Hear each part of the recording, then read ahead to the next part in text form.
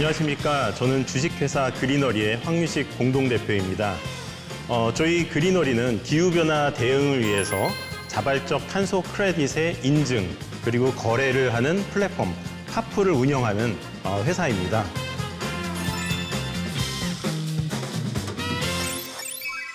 제가 회사를 설립하기 이전에 애널리스트로 약 한 15년 정도 일을 했고요. 화학 정유 관련 기업들을 분석하는 업무를 좀 담당을 했습니다. 여러분 그 주식 투자 많이 하시죠? 어떠세요? 수익률이 괜찮으십니까? 증권사 레포트 보고 투자하시면은 어떻게 수익이 많이 나셨어요? 아마 쉽지 않으셨을 겁니다. 그 증권사 레포트들도 사실은 굉장히 많은 고민은 하지만 맞추기 굉장히 어려워요. 저도 한 10번 한다면은 한 6번 맞추면 굉장히 잘하는 그런 수준이라고 보시면 될 것 같습니다. 제가 사실 증권사 애널리스트 일을 하면서 느꼈던 것은 시장의 변화를 한 달 앞을 내다보기 굉장히 어렵더라고요. 혹은 일주일, 혹은 하루하루 예측하기가 굉장히 어려운 시장입니다. 제가 원하는 거는 장기적인 투자를 좀 하고 있었어요. 그러던 차에 우연한 기회에 화학정유 애널리스트를 담당을 하면서 동시에 ESG 환경 담당 애널리스트를 국내 최초로 시작을 하게 됐습니다. 기후 환경에 대해서도 관심을 많이 갖게 되고 장기 투자로서는 손색 없는 확실한 장기 투자의 컨셉이 될 거라는 생각을 가지고 기후 환경 대응 회사를 창업을 하고 업무를 시작을 하게 되었습니다.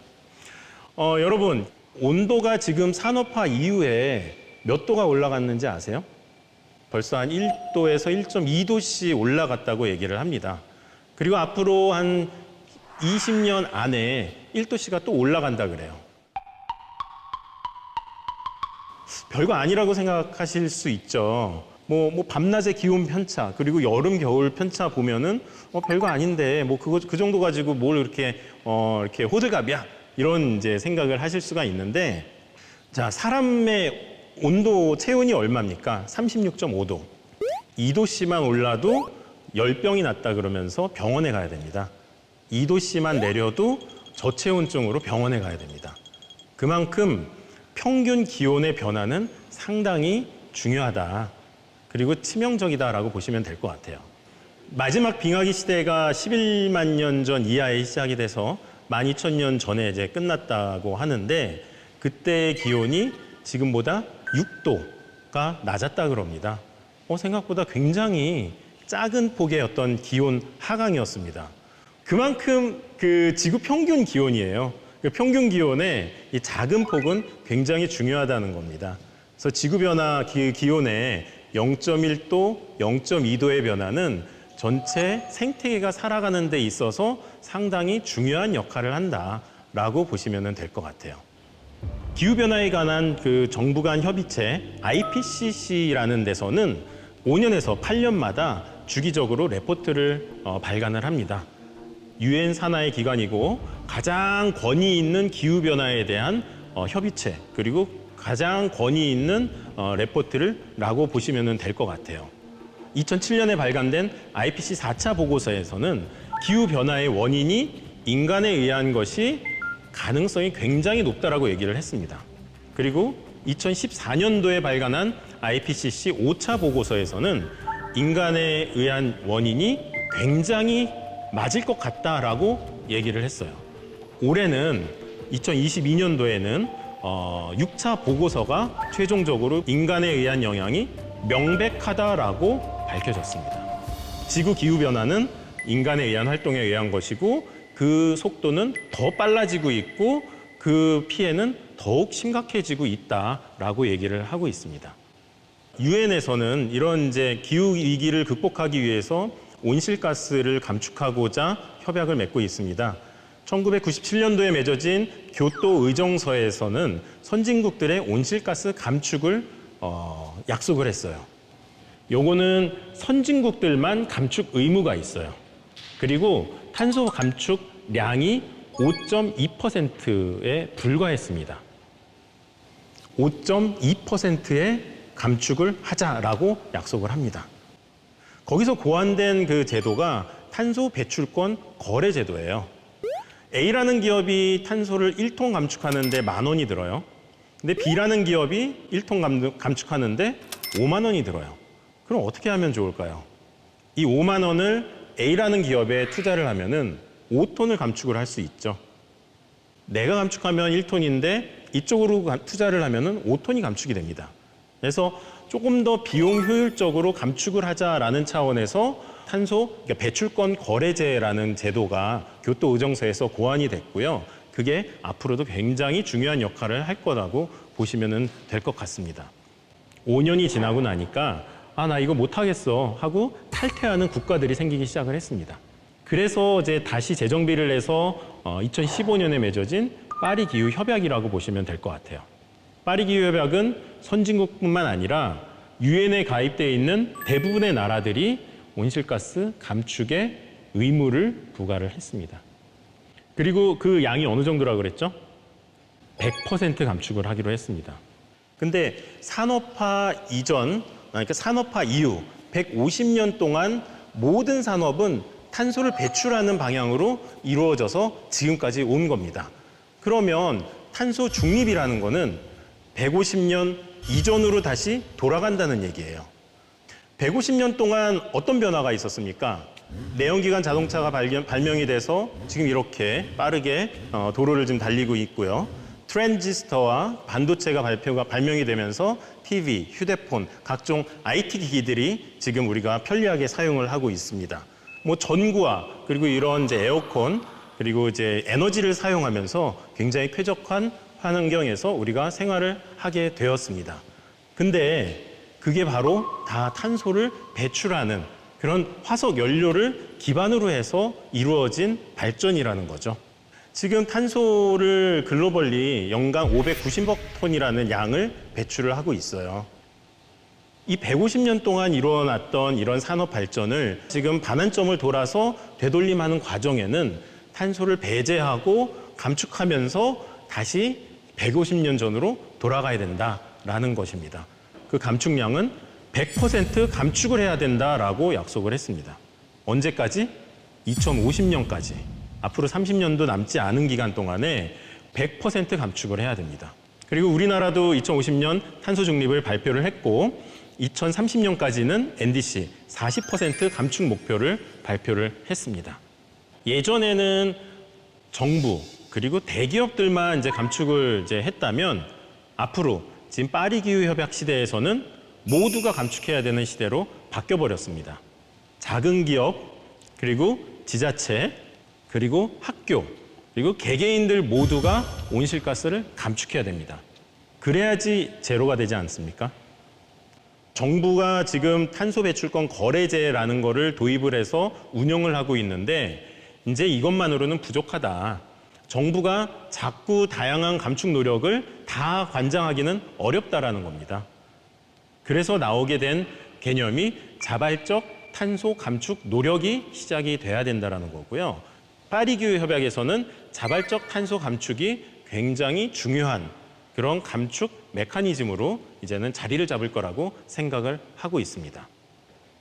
지금까지는 정부가 주도하는 의무적인 탄소 시장만이 존재를 했어요. 이제는 정부만의 노력은 부족하고 100% 감축을 위해서는 작고 다양한 감축 노력 그리고 소기업과 개인들까지도 감축에 동참을 해야지만 가능하다라는 상황입니다. 이런 크레딧을 활용한 이제 탄소 중립 확산 사례들이 좀 많습니다. 보통 온실가스 감축한다면은 해외에 나가서 나무를 심죠. 혹은 쿡스토브를 설치를 해주고 온실가스를 감축한다. 근데 사실 그것만으로는 부족합니다. 우리 땅 안에서 탄소를 배출하는 모든 기업이 자체적으로 다 감축하는 노력을 해줘야 됩니다. 그럼 감축을 하는 노력을 우리는 인정을 해줘야 돼요. 탄소 크레딧으로 인정을 해줘야 됩니다. 그게 그 기업의 무형의 가치, 무형의 자산으로 축적이 돼야 되고 그게 거래가 됨으로써 조금 더 많이 감축할 수 있는 기업이 더 빠르게, 더 많이 감축할 수 있도록 만들어줘야 됩니다. 그래서 자율적인 감축 노력을 조금 더 활성화시키고 그거를 권리로서 만들어서 인정을 하고 보유를 하게 된다면 이런 이제 자발적 감축 노력이 좀 활성화될 수 있지 않을까 그런 생각을 하고 있습니다. 바이든 대통령이 취임을 하고 이야기를 했습니다. 탄소 온실가스 1톤의 사회적 비용을 얼마라고 얘기를 했습니까? 52달러라고 얘기를 했습니다. 그러니까 탄소를 1톤 배출을 하면은 전 세계 사회적 비용은 한 52달러 정도에 해당이 될 것 같습니다. 혹은 탄소를 1톤 감축하는데 52달러라는 돈을 투자를 한다면 그거는 비용보다 더 효율적인 투자입니다라고 이야기를 했습니다. 탄소 감축에 대해서 기준선을 정해준 거죠. 그래서 정부가 주도하는 시장에서는 탄소 배출권을 만들어서 기업들이 이제 거래를 할 수 있게 만드는 거고요. 자발적 시장에서는 더욱 작고 다양한 감축 크레딧을 만들어서 거래를 할 수 있게 만드는 그런 이제 제도가 이제 앞으로 활성화가 될 걸로 보고 있습니다. 크레딧을 만들고 거래하는 일은 탄소 중립으로 가기 위한 매우 중요한 방법이라고 보시면 될 것 같아요. 크레딧 가격이 얼마라고 말씀드렸죠? 52달러. 네, 그건 이제 기준선이고요. 크레딧 가격은 다 달라요. 어떻게 감축했느냐에 따라서 가격이 다 다릅니다. 수력 발전으로 온실가스를 감축할 수 있잖아요. 화석 연료를 안 쓰고 수력 발전을 쓰기 때문에 당연히 온실가스가 감축이 되죠. 그래서 감축된 양만큼의 가격은 한 2,000원에서 3,000원 정도 합니다. 그리고 태양광 발전을 설치를 해서 온실가스를 감축할 수 있어요. 그건 한 7, 8,000원?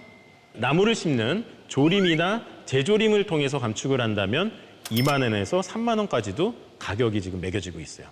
탄소를 직접적으로 포집을 해서 묻는 방식, 그런 방식으로는 가격이 30만 원 이상의 가격의 가치가 있습니다. 이게 마치 우리 그 미술품 거래를 보는 거와 비슷해요. 감동적인 스토리가 들어갈수록 높은 가격이 매겨지고 그 별거 아니고 아무나 그냥 그린 거면은 낮은 가격에 거래가 되고 비슷합니다. 근데 이 ESG 경영 그리고 그 안에서도 기후 변화에 대한 대응 관리는 중소기업들도 해야 되는 상황입니다. 왜냐하면 두 가지 이유가 있어요.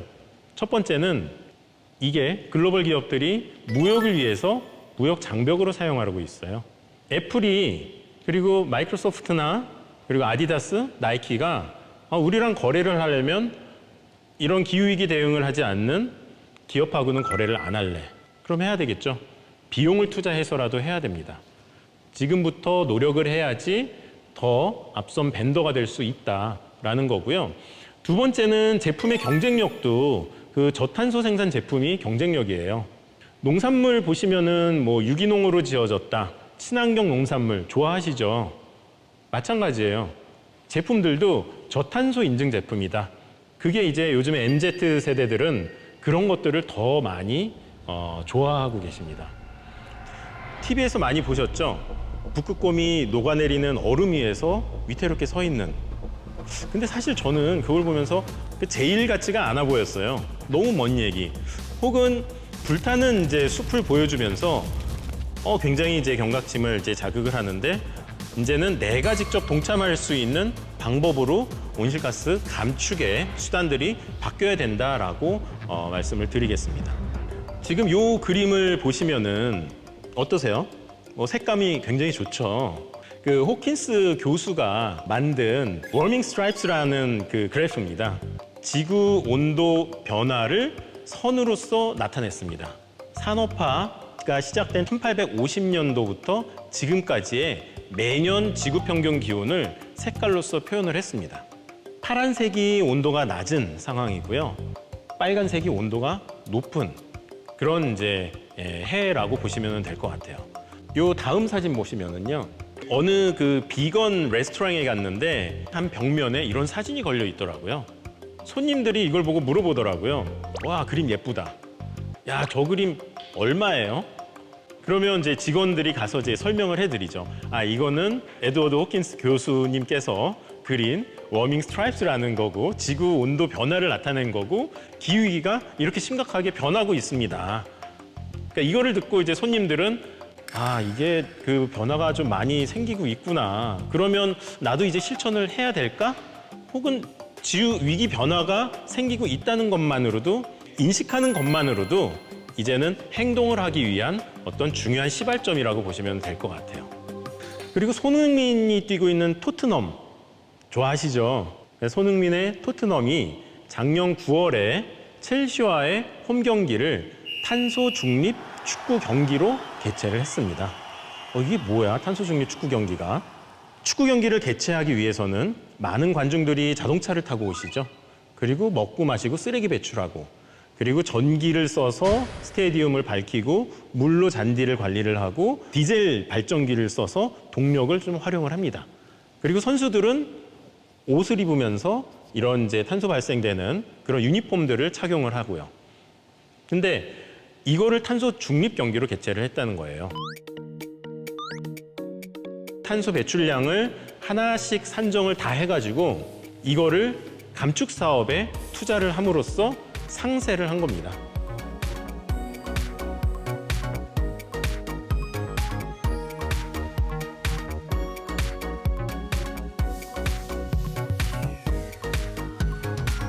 탄소 크레딧을 활용한 상세 메커니즘이 도입된 사례라고 보시면 될 것 같아요. 그 경기에 참석한 5만여 명의 관중들은 이게 탄소 중립 경기예요 라고 얘기를 하고 거기에 모두 동참하기를 홍보를 했습니다. 그래서 거기에 참석한 관중들은 이게 탄소 중립이 이러한 활용이 가능하구나, 나도 할 수 있구나, 내가 이 경기를 위해서 왔을 때 감축할 수 있는 활동들을 하면서 굉장히 큰 호응이 있었던 세계 최초의 탄소 중립 축구 경기가 개최가 됐습니다. 우리나라도 이런 경기가 얼마 전에 개최가 됐어요. 혹시 들어보신 적 있으신가요? 서귀포시에 소재되어 있는 제주 유나이티드라는 프로축구 팀이에요. 7월 2일 날 국내 최초로 탄소 중립 축구 경기를 개최를 했습니다. 그래서 그 경기를 개최할 때 배출에는 탄소량을 산정을 하고, 그리고 경기 개최 전에는 탄소를 감축하기 위해서 많은 활동들을 먼저 했습니다. 여기 보시면은 해녀 삼춘이라는 사진이에요. 선수들도 재생 유니폼을 착용하고 이번 경기를 뛰었습니다. 그래서 여러분, 우리 관중들도 다 같이 감축 활동에 동참을 해주십시오. 이런 포스트 제작도 했고요. 전기 버스 그리고 대중교통을 이용하기 위해서 많은 이제 홍보도 하고, 7월 2일 날 했는데 올해 모든 시즌을 다 탄소 중립으로 개최를 하기로 했어요. 매 경기마다 설문조사를 하고 있습니다. 마지막에 이걸 물어봐요. 탄소 중립에 대해서 어떻게 생각을 하십니까? 여러분도 탄소 중립을 실천할 의지가 있으십니까? 그 비율이 계속적으로 올라가고 있더라고요. 처음에는 한 70% 동의하다가 지금은 한 90%, 95%까지 이제 우리도 탄소 중립을 위해서 뭔가 하고 있다, 할 수 있다라는 그런 홍보가 되고 있다라는 사례가 있습니다. 작지만 이런 활동들이 이제 많이 활성화가 될 걸로 봅니다. 남들이 해야 되고 정부만 해야 되는 일들이 아니라 이제는 우리가 모두 할 수 있는 그런 일이라고 생각을 하시면 될 것 같고요.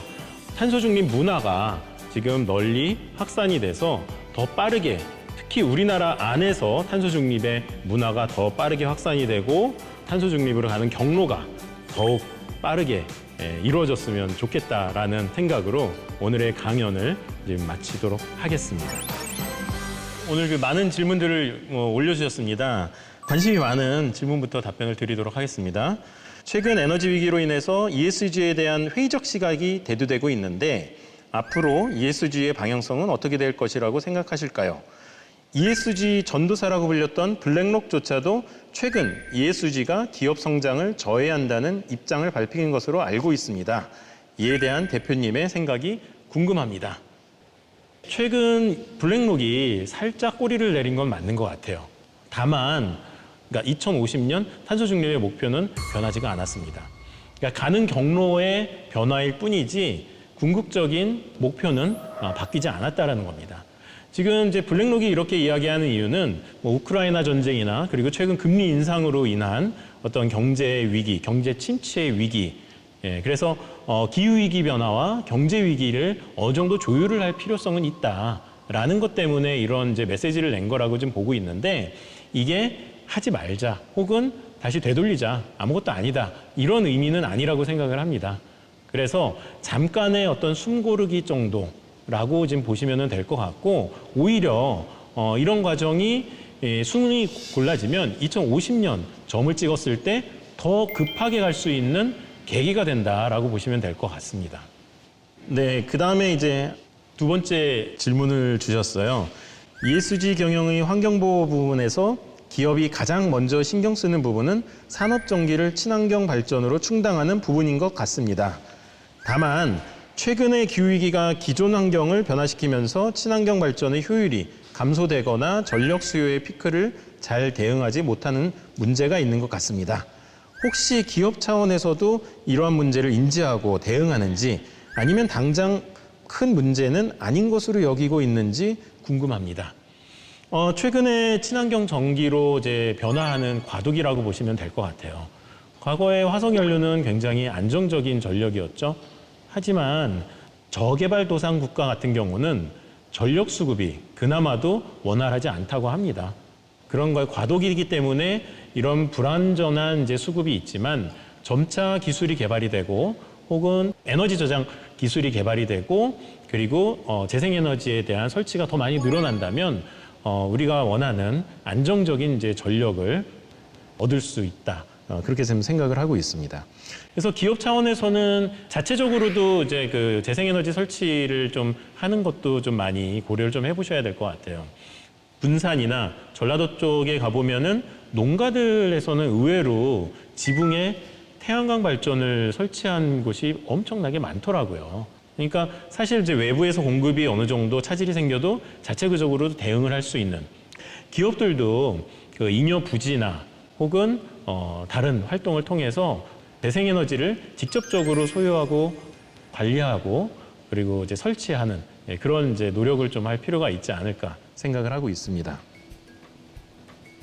최근에 기록적인 폭우 때문에 기후변화에 대해서 다시금 관심을 많이 가지시게 된 것 같아요. 근데 기후변화는 이제 남의 문제가 아니라 우리의 삶으로 들어왔고, 그리고 우리 사회가 이제는 대응하기 어려운 수준까지도 점차 가고 있다라고 지금 보고 있습니다. 이게 이제 정부의 노력만으로는 이제는 어렵고요. 이제 개개인들의 참여, 그리고 신기술의 개발, 그리고 이 문화가 확산되면서 크고 작은 기업들이 모두가 탄소 중립에 동참을 해야지만 넷제로를 달성할 수 있다고 생각을 합니다. 그리고 그 과정에서 너무 힘들게 하면은 안 될 것 같아요. 아까도 말씀드렸듯이 탄소 크레딧을 활용한 여러 이벤트들 굉장히 재밌잖아요. 그리고 재밌는 놀이문화와 같은 그런 감축 활동들을 저희도 많이 만들고 즐기고, 그거를 또 여러 사람들한테 요구함으로써 즐겁게 한번 탄소 감축을 해 나갔으면 좋겠습니다. 그래서 우리가 원하는 넷제로가 더 빨리 실현될 수 있으면 좋을 것 같다는 말씀을 드리면서 이만 저의 발표를 마치겠습니다. 감사합니다.